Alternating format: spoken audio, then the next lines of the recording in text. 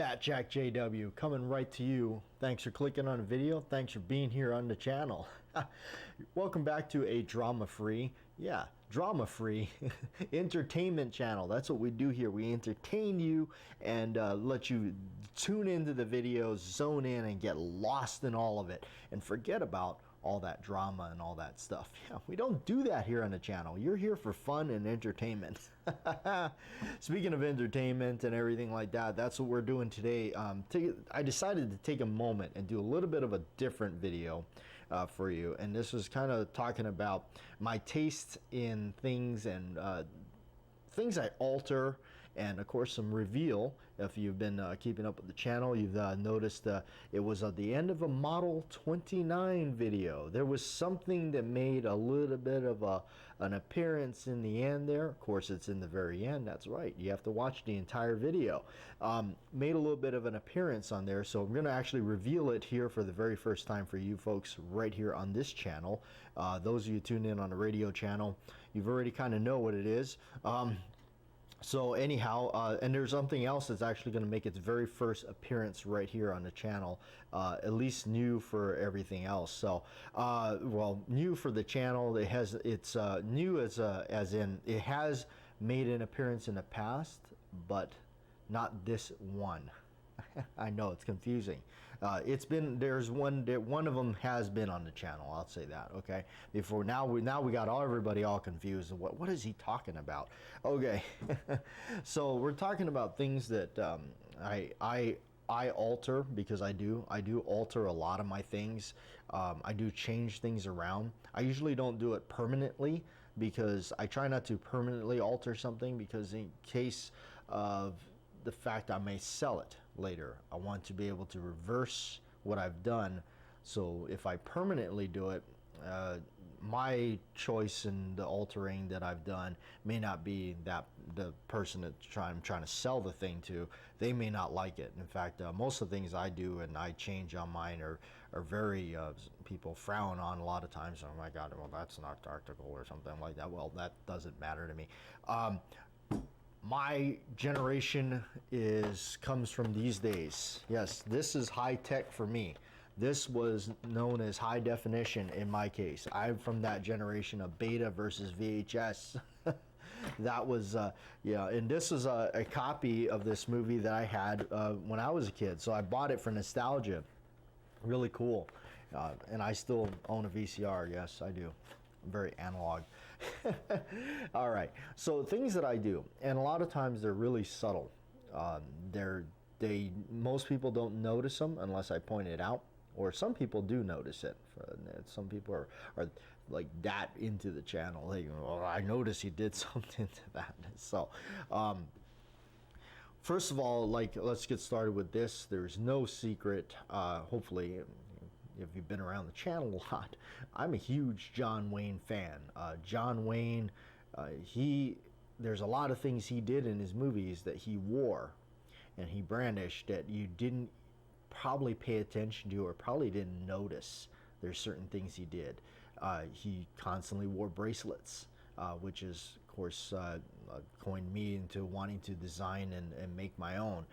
That's the other thing about me, is like I'm that person that when you say, well, I'm going to charge you like $50,000 for this thing, or $500 or $100 or whatever it is, when you're trying to charge me an absorbent amount of money for something that when I look at it, I go, I can make that. That's when I get interested. Because I want to know how I want to make my own now. So anyway, so he has a big influence in a lot of decisions I've done. Like for instance, my 6-gun. Of course, you guys know this one here is the Rooster Shooter.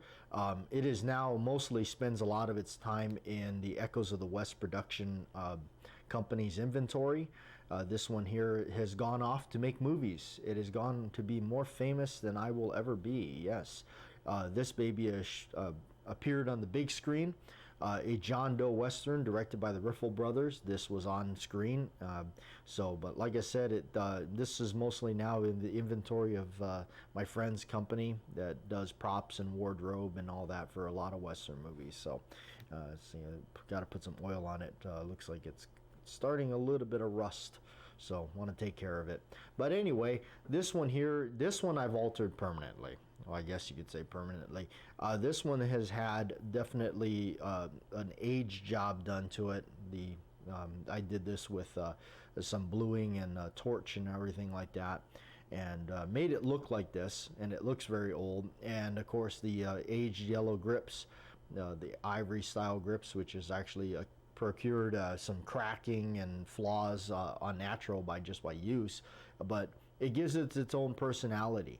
This has now become really my own personal look on this particular one. Looks very old, but it actually is a new firearm. But this is not going to look like anybody else's rooster shooter you're going to go and purchase off the shelf.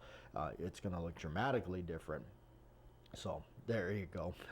There's a good one. And one of the things I did, like when I designed my grips and started making them, one of the things that I really did was I took all the corners off of the grips on the edges here, and when it meets to the squareness of the frame, I actually took a file and broke all the corners off. Maybe sometimes I don't break all of them. Maybe I only break a couple.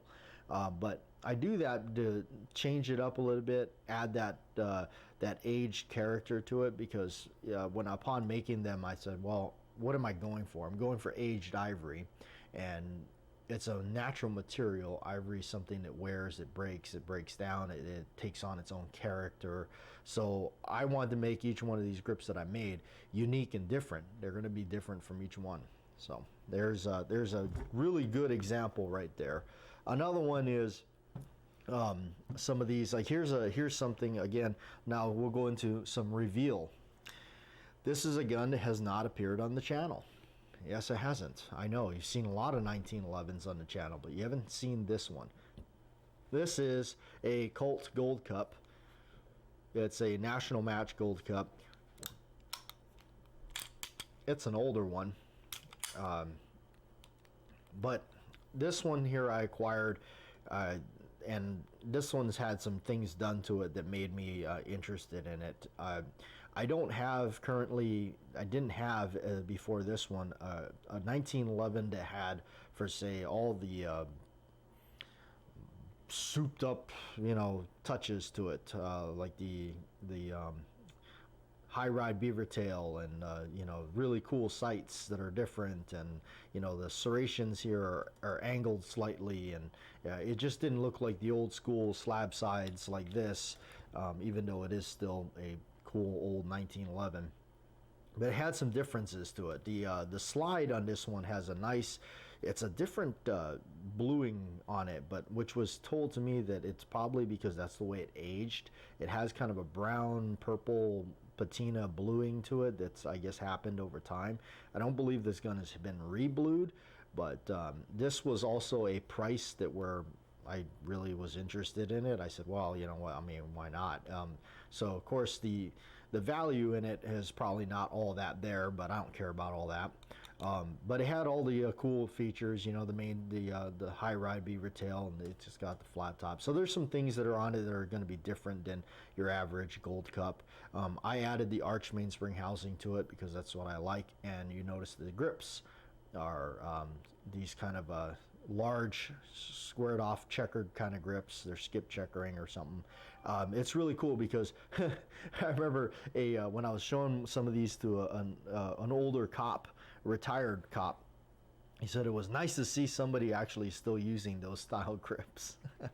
Another one, speaking of 1911s, here's my Colt new model, the new classic Colt that they have out. Boy, this one shows you how often I've it's been a while. It's time to take this to the range. This one here, this is the one that you can buy right now. They're really good. I think they're a fantastic piece, but there's some things I changed to this. Like I put the mainspring housing on it. It's got the hammer is actually off an old school Series 70 style. Even though this is a Series 70, it's not the 80 system in it and everything like that. But this one's got a sided hammer where the sides of the hammer are polished, and I added a short a short nickel trigger on it, like kind of gives it the old throwback to the old government models from back then. So there's some subtle touches that I did to this one that maybe somebody may not notice right off the bat or something like that. Put a little gold on the front sight there. It pops up more for me.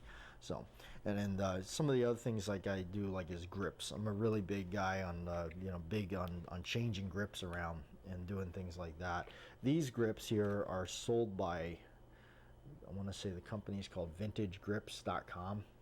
They're a exact perfect copy of the old phenolic resin type grips from the 50s and whatnot.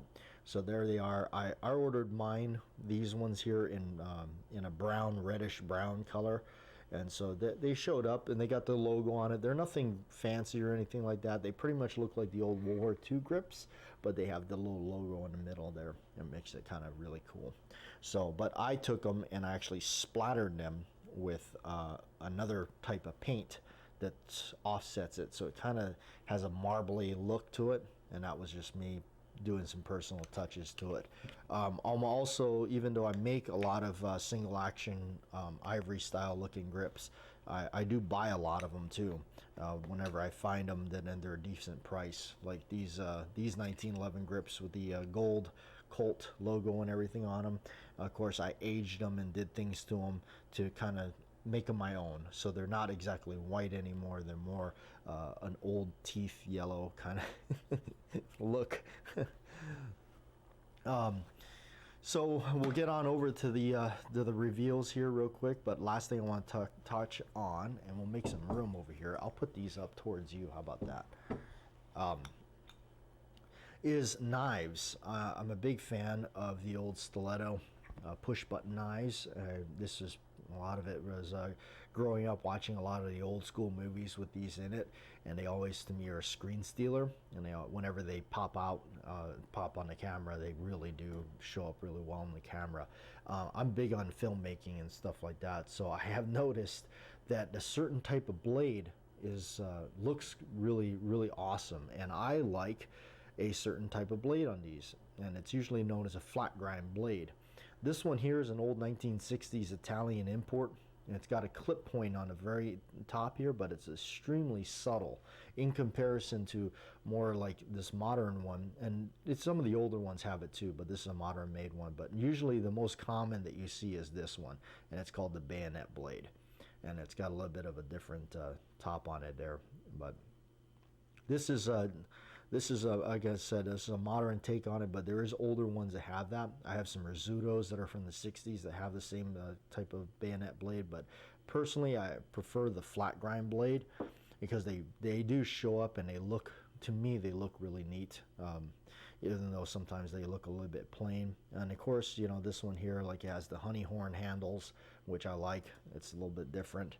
Even these, even though they appear to just be standard black, but they are actually a black horn handle with some character going through them and everything. This is my ultimate. This is a favorite one of mine. It's got the complete flat grind all the way through. There's no beveling or nothing like that on there. It really pops nice, and it's a pearl handled. It's really nice. I like this one. All right, so I know you guys have been hanging out with me, and it's Sunday, fun day.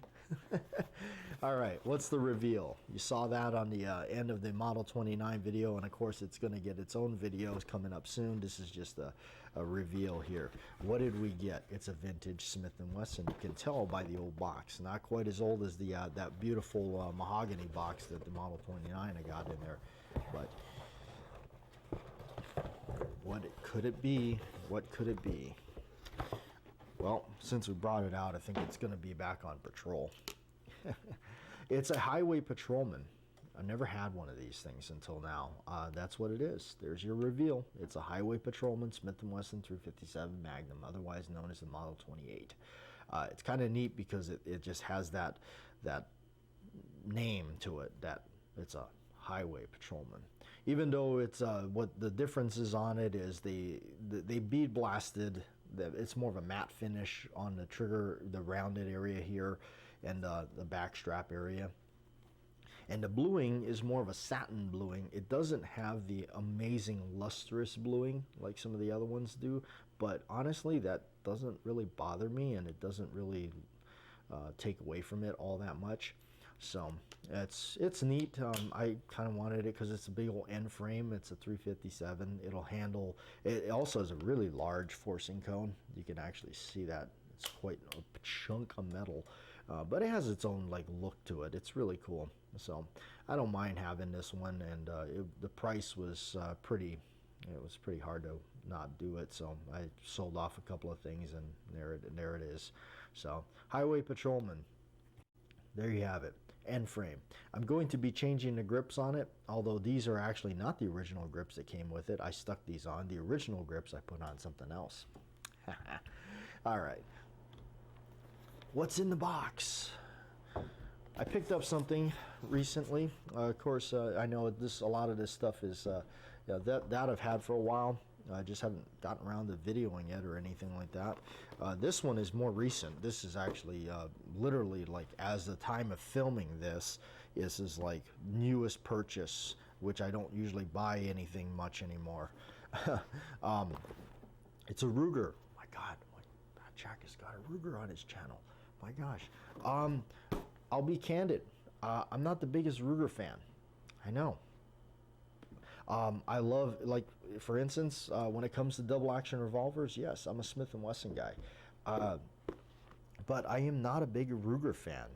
I know that sounds weird. I'm just not. But there is a select few, not even a few, maybe two or three Rugers that I actually like. And this is one of them. This is actually the main one.